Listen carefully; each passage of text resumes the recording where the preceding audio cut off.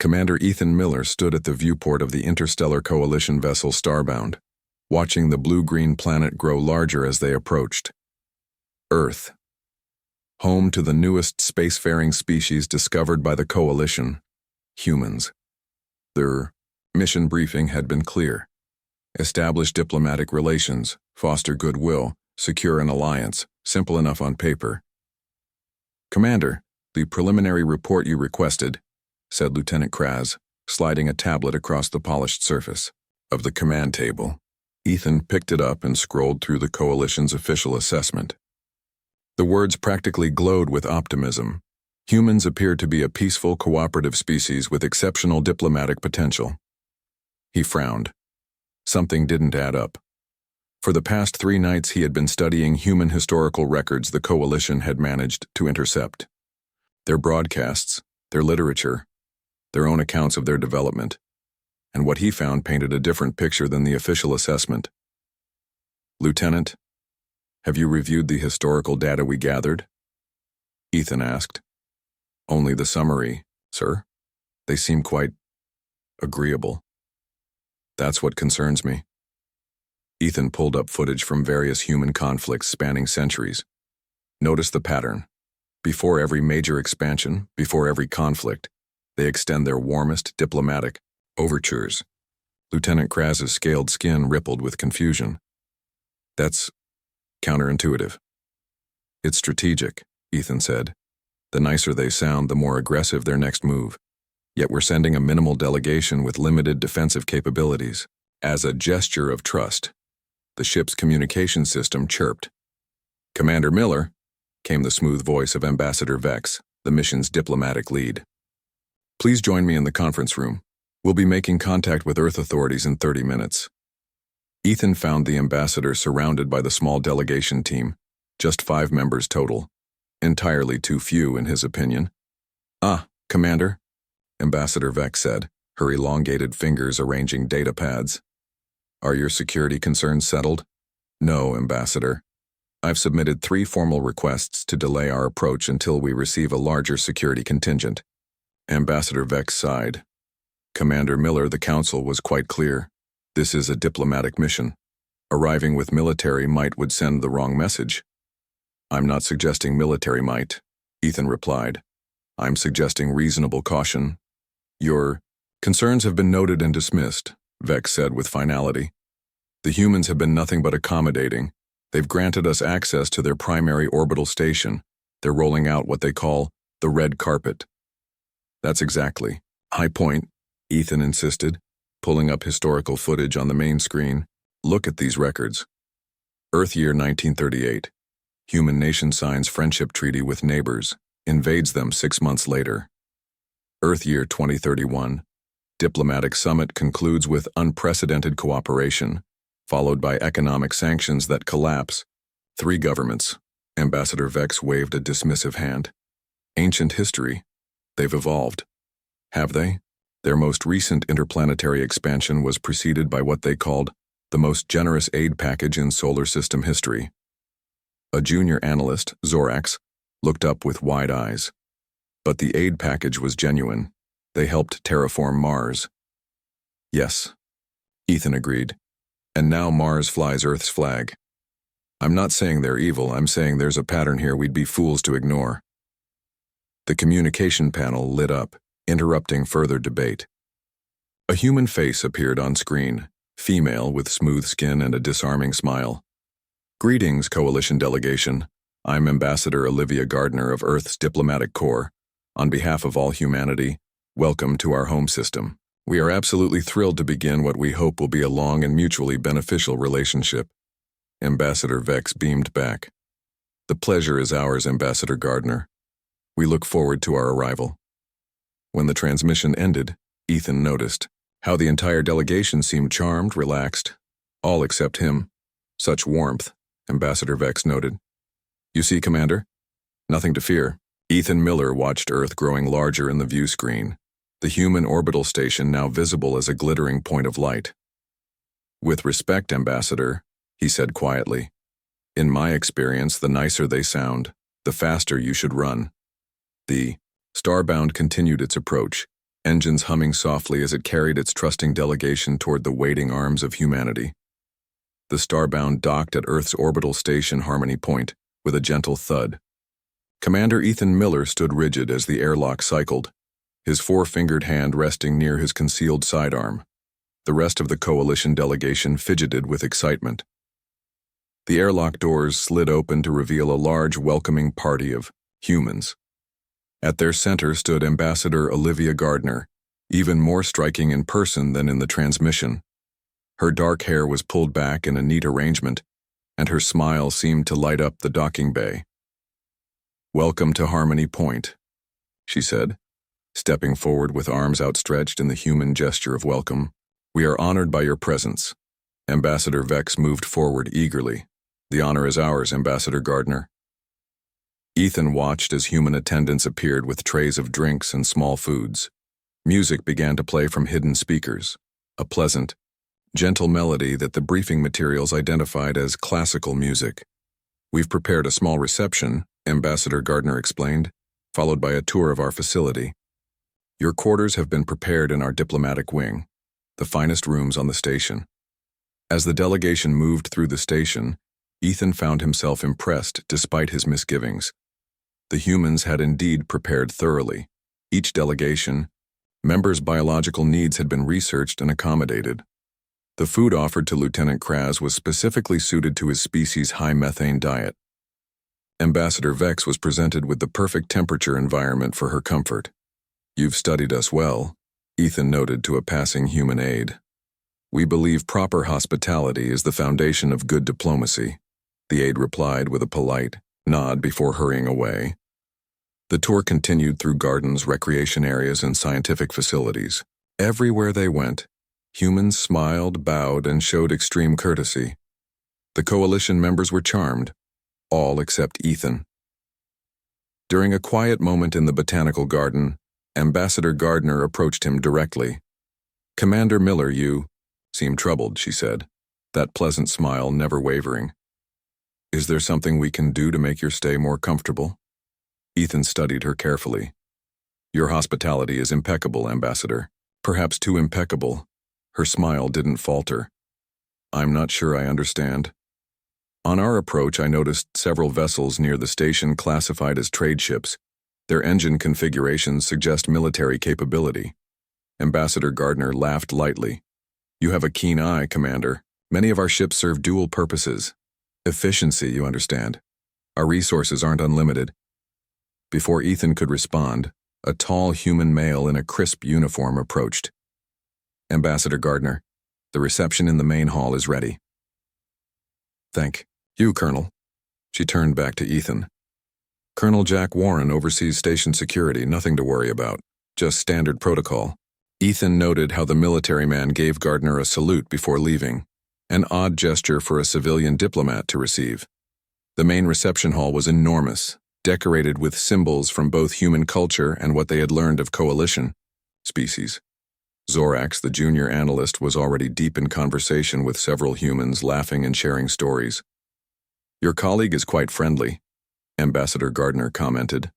"Zorax is young," Ethan replied. "Easily impressed? And you, Commander, are you not impressed?" Ethan looked around at the elaborate reception. Through a viewport, he caught sight of what appeared to be a communication array being installed on the station's outer hull. Its configuration was suspiciously similar to weapons systems he had encountered in the Coalition's border conflicts. "Ambassador Gardner, in my studies of human history, I've noticed a pattern. Your species tends to be most accommodating right before making your most aggressive moves." Gardner's smile remained fixed, but something flickered in her eyes. "History is complex. Commander, context is everything." "Indeed it is," he agreed. "Which is why I wonder about the context of this extraordinary welcome." She raised her glass in a toast. "To new friendships and mutual understanding." Ethan raised his glass as well, but did not drink. As the evening progressed, he noticed Colonel Warren speaking into a communication device, glancing repeatedly at the Coalition delegation. When their eyes met, the Colonel smiled broadly and raised his glass in a friendly salute. The nicer they sound, Ethan thought, watching the humans move. smoothly among his colleagues the faster you should run. Night cycle aboard Harmony Point was designed to mimic Earth's natural rhythm. The lights dimmed to a soft blue glow, and most of the station's activities slowed. Commander Ethan Miller could not sleep. He paced in his luxurious quarters reviewing notes on his datapad. A soft chime at his door interrupted his thoughts. Strange. It was well into the rest period. He approached cautiously. "Who is it?" he called.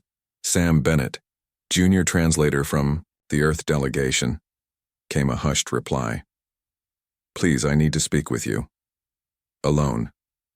Ethan hesitated, then opened the door just enough to see a young human male with nervous eyes. The human looked up and down the corridor before speaking. "May I come in? I shouldn't be seen here." After a moment's consideration, Ethan stepped aside. The human entered quickly and Ethan secured the door behind him. "What's this about, Mr. Bennett?" Sam Bennett ran a hand through his short brown hair. "I've been assigned to translate cultural contexts for your delegation. I've read your file. You're the only one who seems aware." "Aware of what?" "That when we're being this nice, we're usually planning something." Bennett's voice dropped even lower. "Look, I'm risking everything by coming here, but you need to know who you're really dealing with." Ethan gestured for him to sit. "I'm listening." "Ambassador Gardner?" Before her diplomatic appointment, she commanded a special operations unit. Half the civilian aides on this station have military or intelligence backgrounds. This confirmed what Ethan had suspected.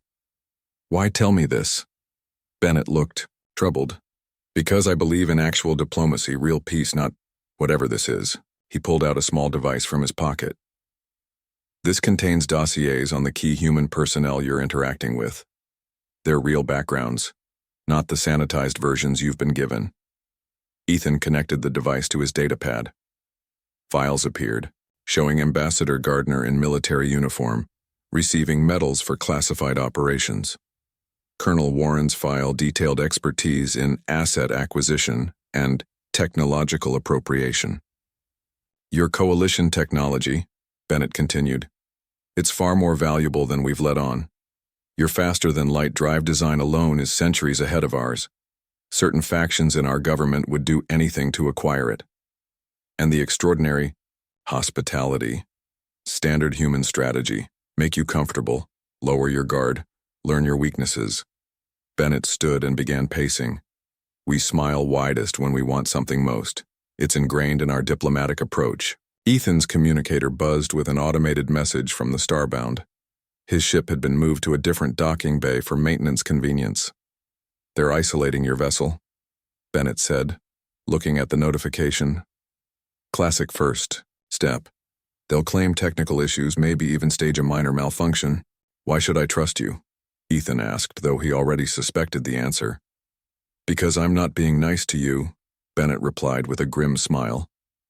"I'm terrifying you. Humans only tell uncomfortable truths when we're not trying to gain advantage." The HFY station's communication system suddenly came to life. "Attention all personnel. Security drill commencing in sectors 7 through 12. All visitors please remain in designated areas until the all-clear signal." Bennett's face paled. "That's not scheduled. They're searching for me." He moved toward the door. "They can't know I've spoken to you." "What should I do with this information?" Ethan asked. "Watch Ambassador Gardner. When she offers her biggest smile and most generous proposal, that's when you're in the most danger." Bennett paused at the shorter. "And one more thing, if any human tells you they just want to help, run." After checking the corridor, Bennett slipped out, disappearing into the dimly lit hallway. Minutes later, Ethan heard the sound of boots marching past his door. He turned back to his datapad, studying the files Bennett had provided. The information painted a disturbing picture of humanity's true capabilities and intentions. Their technology wasn't as primitive as they'd presented. Their military reach wasn't as limited. Most concerning was a partial document detailing Protocol 17, guidelines for acquiring advanced technology from diplomatic partners. The methods described were technically not violent, but devastatingly effective. Ethan tried to send a secure message to Coalition headquarters but found communications restricted due to the security drill. He was cut off. Meanwhile, his datapad showed Ambassador Vex and other delegation members being escorted to a special cultural presentation despite the late hour. The humans were making their move, and Ethan was the only one who saw it coming.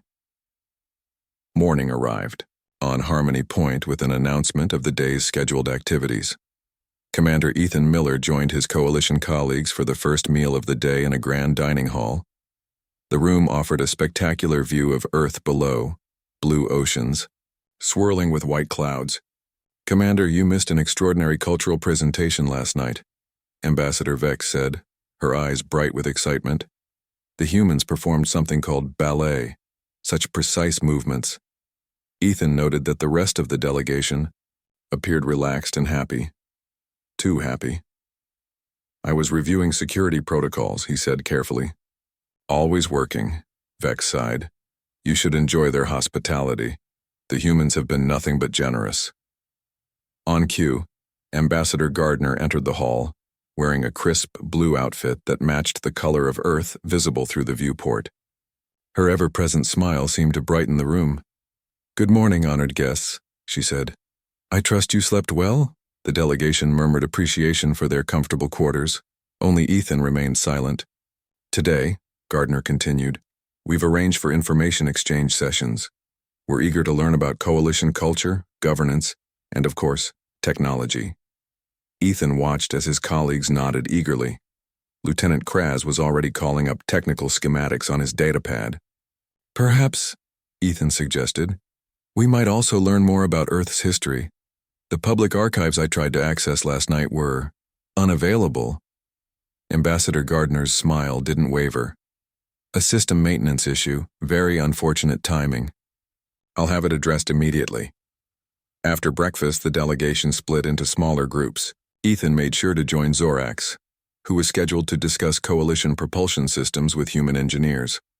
The meeting room was filled with eager humans taking detailed notes as Zorax explained basic principles of Coalition faster than light travel. Ethan noticed that the humans asked very specific questions about shield harmonics and energy containment, information that went beyond basic understanding into potential military applications. "These are impressive capabilities," said a human engineer named Alan Dukes. "How do your ships handle radiation during jump sequences?" Before Zorax could answer, Ethan cut in. "That's classified information, I'm afraid. Coalition security protocols." Dukes smiled politely. "Of course. We respect your security concerns." Later, during a short break, Ethan pulled Zorax aside. "You need to be careful about what information you share. They're extracting military intelligence." Zorax looked confused. "But they're being so open with their own information." "Are they? What have they actually told us about their military capabilities, their fleet positions, their weapons technologies?" Zorax's expression changed as realization dawned.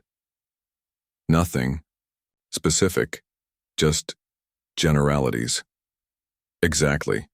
That afternoon, Ambassador Gardner proposed what she called a cultural exchange program during a meeting with the full delegation. "We suggest placing human observers aboard key Coalition vessels," she said, "while welcoming Coalition representatives aboard our ships. This would foster greater understanding between our peoples." Ambassador Vex nodded enthusiastically. "An excellent proposal." "And which human observers did you have in mind?" Ethan asked. Gardner smiled. "We've prepared a list of qualified candidates. Many have backgrounds in cultural studies and linguistics. May I review their complete personnel files?" "Of course," Gardner said smoothly, "though some information may be restricted for privacy reasons." After the meeting, Ethan returned to his quarters to find that someone had been there. Nothing was obviously missing, but his datapad had been moved slightly from where he'd left. The security seal he'd placed on his door, invisible to the naked eye but detectable with his scanner, had been broken and replaced. He checked his personal belongings and found the device Bennett had given him was untouched, safely hidden in a compartment in his uniform. The humans had searched his room but hadn't found what they were looking For a message appeared on his data pad, an invitation to tour Earth's surface the next day. The perfect opportunity for the humans to separate him from his ship and the rest of the delegation. Ethan opened a secure channel to the Starbound, but found communications were experiencing technical difficulties. He was being isolated, just as Bennett had warned. Through his viewport, he could see Earth spinning below, beautiful and dangerous. The humans were making their move, and time was running out. Day 3 of the diplomatic mission brought a surprise announcement from Ambassador Gardner. The human delegation invited the coalition representatives to observe military war games taking place near Jupiter. This was presented as a gesture of transparency and trust. "It's unprecedented," Ambassador Vex told Ethan excitedly. "No species has ever invited observers to their military exercises this early in diplomatic relations. Doesn't that strike you as strange?" Ethan asked. "Why show potential allies your military capabilities?" "To build trust, obviously," Vex replied. "I think you're being paranoid, Commander." The coalition delegation boarded a sleek human transport vessel called Arrow's Edge. Ethan noted that despite being described as a diplomatic shuttle, it had weapon mounts cleverly disguised as sensor arrays and reinforced hull plating, typical of combat vessels. Captain Eric Russell, a broad-shouldered human with a square jaw, welcomed them aboard. "We'll reach the exercise zone in 3 hours. Please make yourselves comfortable." As the ship accelerated away from Earth, Ethan observed the crew. They moved with military precision despite wearing civilian uniforms. When they thought no one was watching, they communicated with hand signals that Ethan recognized as military code. "Captain Russell," Ethan said casually, "have you served in Earth's military?" The human smiled easily. "Most transport pilots have some military training. Commander, space is dangerous after all." When they arrived at the exercise zone, Ethan's concerns deepened. The human fleet was impressive. Far more ships than had been listed in the information provided to the coalition. The vessels moved in complex formations that spoke of years of combat experience, not the developing space capability humans had claimed to possess. The delegation was escorted to an observation deck with a panoramic view of space. Ambassador Gardner stood beside a tall, serious-looking human introduced as Admiral Owen Harper. "We're conducting exercises based on various encounter scenarios," the Admiral explained, "including first contact situations and potential conflicts." What followed shocked the coalition delegates into silence. The human ships demonstrated tactics of frightening efficiency. They executed maneuvers that would be considered aggressive by any coalition standard, using deception and feigned weakness to draw opponents into traps. Most disturbing was a scenario labeled Diplomatic Engagement Protocol 7. In this exercise, a human ship approached an alien vessel broadcasting peaceful intentions. While the alien's attention was focused on the diplomatic vessel, 3 smaller ships moved into position behind the target. "What exactly is Protocol 7? Ethan asked. Admiral Harper exchanged a quick glance with Ambassador Gardner before answering. "Just a theoretical scenario. We prepare for all possibilities," Captain Russell added with a smile. "We call it overwhelming friendliness followed by overwhelming force. Not that we'd ever need to use it with friendly species like yours." The demonstration continued with simulations of boarding actions and technology retrieval operations. The humans were remarkably skilled at disabling systems without destroying them, perfect for capturing valuable technology intact. During a break in the exercises, Ethan managed to access a computer terminal, left momentarily unattended. He quickly scanned through files and found a document titled Assessment of Coalition Technology Acquisition Priorities. The file was locked, but the title alone confirmed his suspicions. Ambassador Vex approached, looking troubled for the first time since their arrival. "Commander, I'm starting to think you might be right. These exercises seem targeted. They're showing us exactly what they can do," Ethan said quietly. "It's a message. But why show us their capabilities if they have hostile intentions? Because they're confident. They want us to know what they're capable of. They're showing us the consequences of refusing their friendship." As they spoke, Ambassador Gardner approached with Admiral Harper. Both were smiling broadly. "What do you think of our humble defense forces?" Gardner asked. "Impressive," Ethan answered carefully. "Especially for a species that described itself as recently spacefaring and primarily focused on peaceful exploration." Gardner's smile didn't falter. "One must be prepared for all contingencies in space. I hope this demonstration of our capabilities helps build trust between us." "It has certainly been educational," Ethan replied. As they returned to the transport vessel, Ethan noticed Ambassador Vex was unusually quiet. Finally, the Coalition's chief diplomat whispered, "The nicer they sound." Ethan finished the thought. "The faster you should run." Upon returning to Harmony Point, Commander Ethan Miller found an urgent message waiting for him. Coalition headquarters had responded to his earlier reports, the ones he had sent before communications became unreliable. The message was brief and disappointing. "Commander Miller, your concerns have been reviewed and deemed speculative. Proceed with diplomatic mission as planned. Authorization to sign preliminary alliance agreement granted. Delay is not advised." Ethan read the message twice, his heart sinking. Even with Ambassador Vex now harboring doubts, they had no authority to delay or cancel the agreement. Coalition leadership, far from Earth and seeing only the polished reports that made it through human communication channels, had fallen for the charm offensive. "They're going to sign the agreement," Ethan told Lieutenant Kraz in the privacy of his quarters. "It will allow human observers aboard our ships. It will grant them access to our databases for cultural exchange." "Can we refuse?" Kraz asked. "Not without disobeying direct orders." Ethan paced the room. "And any show of reluctance might trigger whatever plan the humans have in place if diplomacy fails." A gentle chime at his door interrupted them. When Ethan opened it, he found not a human but Ambassador Vex herself. "Commander," she said quietly, "I need to speak with you. Alone." Once Kraz had left, Vex sank into a chair, looking tired. "I've been blind, haven't I? The humans have been playing us from the start." "What changed your mind, the war games?" "Partly, but I've also noticed things. Small inconsistencies." She pulled out her datapad. "I requested information about their governmental structure. They provided extensive documents that upon closer reading tell us nothing of substance. It's all procedure and flowery language. No actual power structures." Ethan nodded. "Classic misdirection. Provide so much information that it seems transparent but ensure it contains nothing useful."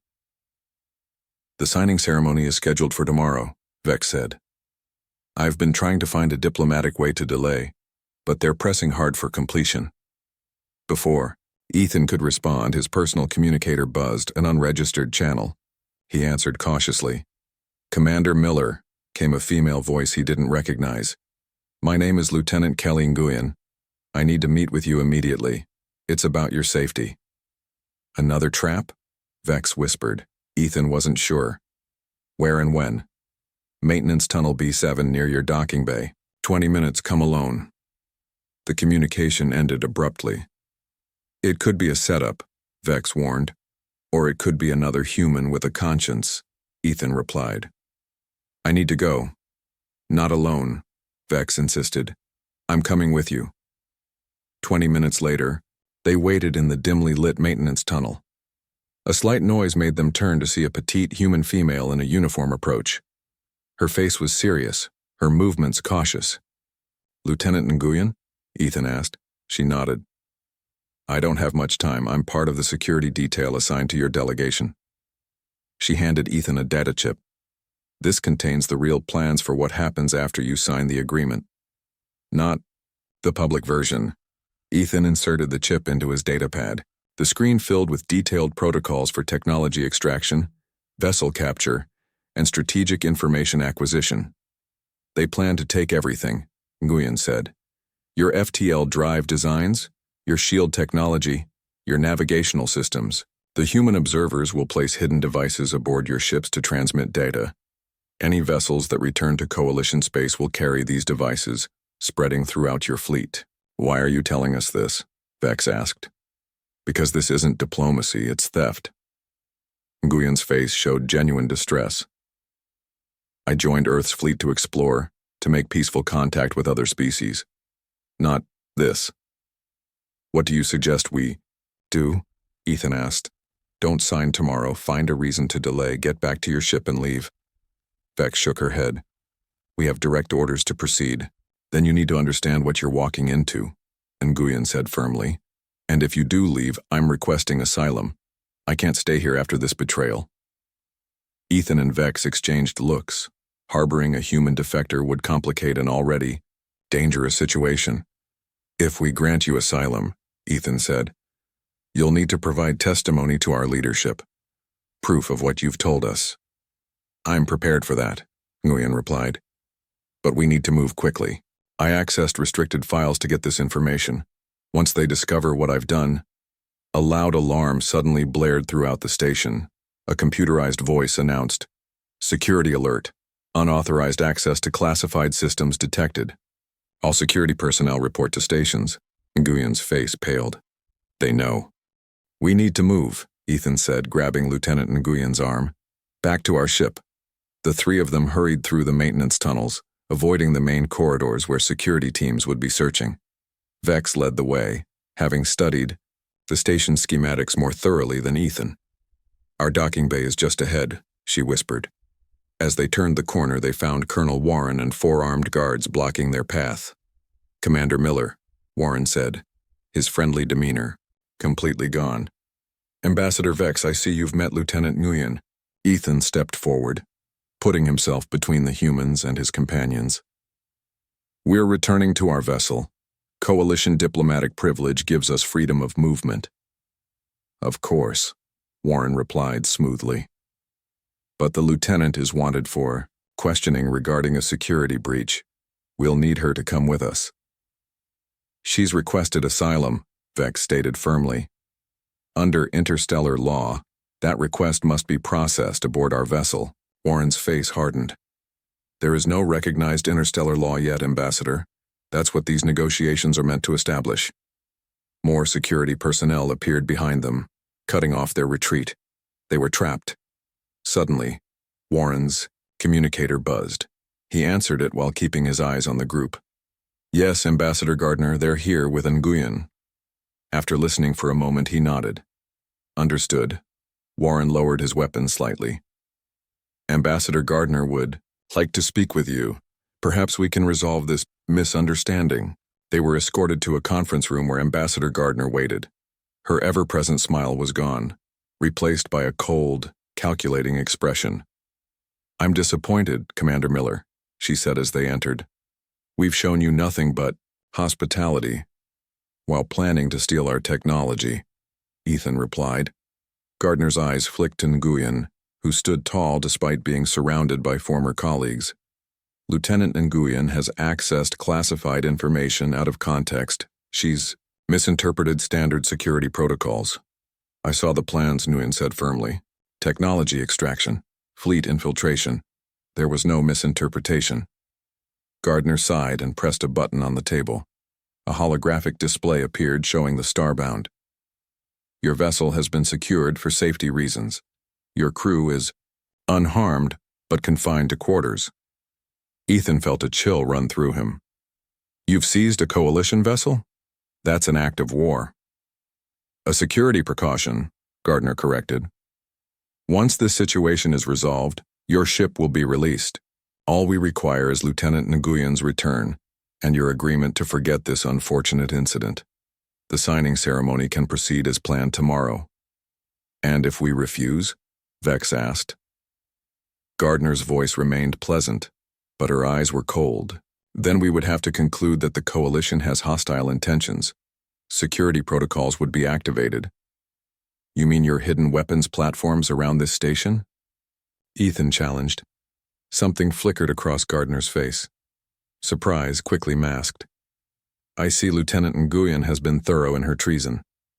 It's not treason to prevent theft and deception, Nguyen shot back. Gardner stood, smoothing her immaculate uniform. I'll give you 1 hour to reconsider your position.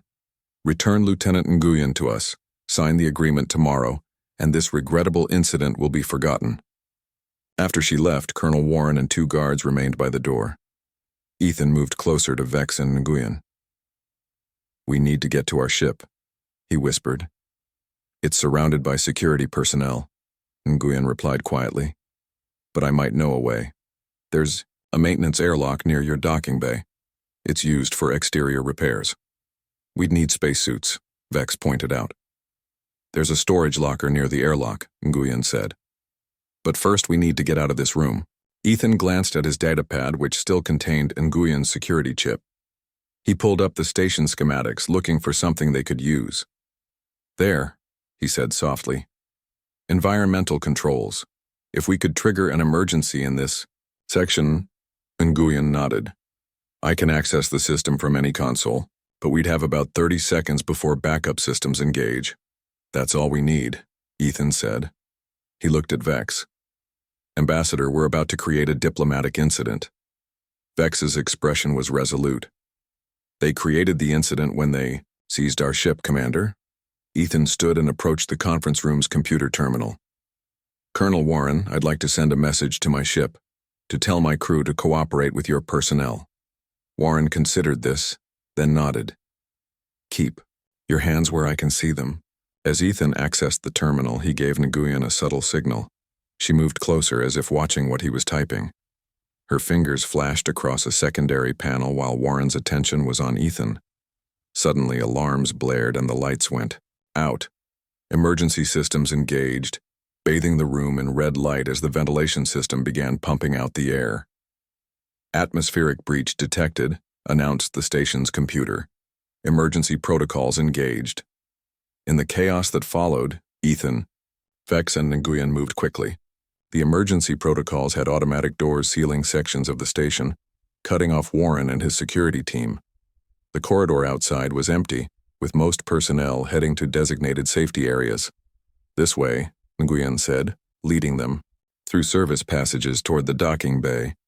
They reached the storage locker Nguyen had mentioned and quickly donned emergency spacesuits. The suits were designed for humans, making them awkward fits for Ethan and Vex, but they would function for a short time in space. "Once we're outside, we'll need to move along the hull to reach your ship's emergency airlock," Nguyen explained. "It's about 200 meters. "What about the human security teams guarding our ship?" Vex asked. "They'll be responding to the emergency inside. Standard protocol." Nguyen checked her suit seals. "Ready?" Ethan nodded. "Let's go." The maintenance airlock cycled open, exposing them to the void of space. Earth hung below them, a beautiful blue sphere. Using magnetic boots and handholds, they began making their way across the station's outer hull, toward the Starbound. They had covered half the distance when Ethan's suit radio crackled with Ambassador Gardner's voice. "Commander Miller, you're making a serious mistake. Return to the station immediately." Ethan didn't respond. They continued moving, one careful step at a time. "We have weapons locked on your position," Gardner continued, her voice now cold and threatening. "This is your final warning." Suddenly, a burst of energy struck the hull near them, a warning shot. "They won't risk destroying their own station," Nguyen said. "Keep moving." They reached the Starbound's emergency airlock just as another energy burst hit nearby, sending fragments of the station's outer plating flying into space. The airlock opened, and they tumbled inside. Once the airlock had pressurized, Ethan removed his helmet and activated the ship's communication system. "Attention. All crew, this is Commander Miller. Security breach in progress. Prepare for emergency departure." The Starbound's engines hummed to life as Ethan and his companions made their way to the bridge. They found Lieutenant Kraz already there, having freed himself during the station's emergency. "The human guards were called away when the alarms sounded," he explained. "I took the opportunity to secure our systems." "Status report," Ethan ordered. "All systems operational, but we have 6 human security personnel still on board in the cargo bay," Kraz reported, "and the station's docking clamps are locked." Ethan turned to Nguyen. "Can you override the clamps?" She moved to a console. "I can try, but they'll know what we're doing." On the main view screen, they could see several human vessels moving to surround the Starbound. Time was running out. "Ambassador," Ethan said to Vex, "I need authorization to take defensive measures." Vex didn't hesitate. "Granted, Commander." Ethan activated the ship's shields, a technology the humans particularly coveted. "Lieutenant Kraz, prepare to release electromagnetic pulse on my mark." The pulse wouldn't damage the station permanently, but it would temporarily disable its electronic systems, including the docking clamps. "Ready, sir." "Lieutenant Nguyen," Ethan said, "send this message to Ambassador Gardner. The nicer they sound, the faster you should run. We're running." On the view screen, they saw Gardner's face appear. Her diplomatic smile was completely gone, replaced by cold fury. "You're making an enemy of humanity, Commander. You won't get far." "We're not your enemies, Ambassador," Ethan replied. "We're just not your technology donors. Mark." The electromagnetic pulse fired, temporarily disabling the station's systems. The docking clamps released and the Starbound pulled away from Harmony Point. "Full power to engines," Ethan ordered. "Set course for Coalition space." The human vessels moved to intercept, but the Starbound's superior drive system quickly outpaced them. Within minutes, they were clear of Earth's defensive perimeter. Ethan turned to Lieutenant Nguyen, who watched her home world receding on the view screen. "Welcome to the Coalition, Lieutenant. Your testimony will be valuable." "What happens now?" Vex asked. "Now," Ethan said, "we prepare the Coalition for dealing with humans. They'll try again, but next time we'll be ready." 3 months later, a new Coalition diplomatic vessel approached Earth. Its mission to establish relations with humanity, based on a new protocol named Inverse Friendliness Assessment. The protocol operated on a simple principle. The nicer humans sounded, the more cautious the response should be. Ambassador Gardner met the new delegation with a cool, professional demeanor. No elay.